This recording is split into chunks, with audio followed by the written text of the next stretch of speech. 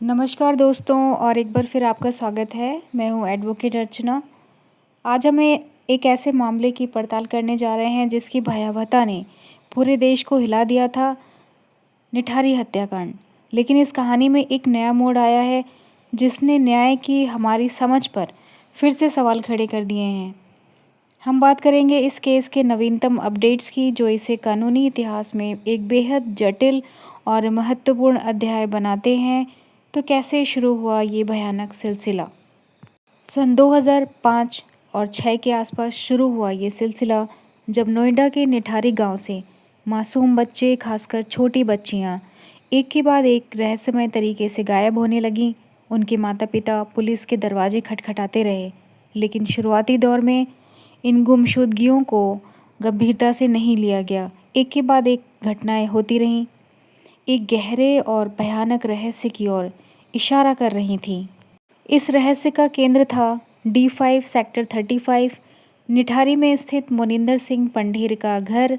एक धनी व्यवसायी और उसका घरेलू सहायक सुरेंद्र कोली। यह घर जल्द ही उस भयावहता का गवाह बनने वाला था जिसकी कल्पना भी कोई नहीं कर सकता था। दिसंबर 2006 में पीड़ित परिवारों और कुछ सामाजिक कार्यकर्ताओं के अथक प्रयासों से पुलिस ने पंढेर के घर के पीछे के नाले की तलाश की। जो मिला उसने पूरे देश को झकझोर दिया। मानव कंकाल, हड्डियां, कपड़े के टुकड़े जो लापता बच्चों के थे। यह एक सामूहिक कब्र थी जिसने एक सीरियल किलर की भयावह करतूतों को उजागर कर दिया। मोनिंदर सिंह पंढेर और सुरेंद्र कोली को तुरंत गिरफ्तार किया गया।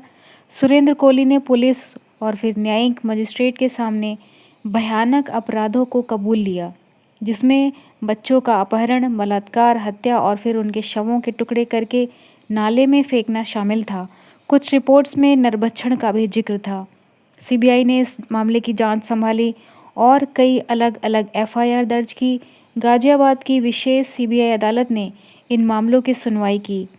2009 से 2017 के बीच सुरेंद्र कोली को कई मामलों में दोषी ठहराया गया और उसे फांसी की सज़ा सुनाई गई। कुछ मामलों में मोनिंदर सिंह पंढेर को भी दोषी पाया गया और उसे भी मृत्युदंड मिला। इन फैसलों से एक बार लगा कि न्याय हो रहा है, लेकिन इन कानूनी कहानी में एक बड़ा उलटफेर अक्टूबर 2023 में आया। इलाहाबाद हाईकोर्ट ने निचली अदालत के फैसले को पलटते हुए सुरेंद्र कोली को 12 मामलों में और मोनिंदर सिंह पंढेर को 2 मामलों में बरी कर दिया।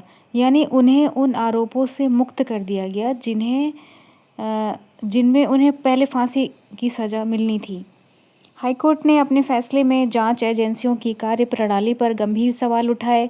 कोर्ट ने कहा कि प्रोसिक्यूशन दोनों अपराधियों का अपराध उचित संदेह से परे, यानी कि बियॉन्ड रीजनेबल डाउट, साबित करने में विफल रहा। हाईकोर्ट ने स्पष्ट रूप से कहा कि जांच बर्बाद कर दी गई थी और सबूत इकट्ठा करने के बुनियादी नियमों का खुलेआम उल्लंघन किया गया था। कोर्ट ने यह भी टिप्पणी की कि ऐसा लगता है कि जांचकर्ताओं ने एक गरीब नौकर को बलि का बकरा बनाने का रास्ता चुना। इस फैसले के बाद मोनिंदर सिंह पंढेर को ग्रेटर नोएडा की लुक्सर जेल से रिहा कर दिया गया। सुरेंद्र कोली भी कई मामलों में बरी हो गया, लेकिन वह अभी भी जेल में है। संभवतः वह एक अन्य मामले में आजीवन कारावास की सज़ा काट रहा है। इलाहाबाद हाईकोर्ट के इस फैसले से पूरे देश में गहरा सदमा और आक्रोश फैल गया।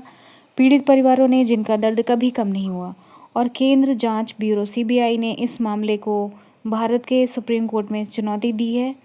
सुप्रीम कोर्ट ने इन अपीलों पर नोटिस जारी किया है और इनकी सुनवाई के लिए सहमति व्यक्त की है। सीबीआई ने अपनी अपील में सुरेंद्र कोली को सीरियल किलर बताया है, सीरियल किलर, और मामले की भयावहता पर जोर दिया है। पीड़ित परिवारों ने भी अपने बच्चों के लिए न्याय की मांग करते हुए हाईकोर्ट के बरी करने के आदेश को चुनौती दी है। इसका मतलब है कि निठारी हत्याकांड की कानूनी लड़ाई अभी खत्म नहीं हुई है। यह मामला अब सुप्रीम कोर्ट में विचाराधीन है। सर्वोच्च न्यायालय अब हाई कोर्ट के इस फैसले की समीक्षा करेगा।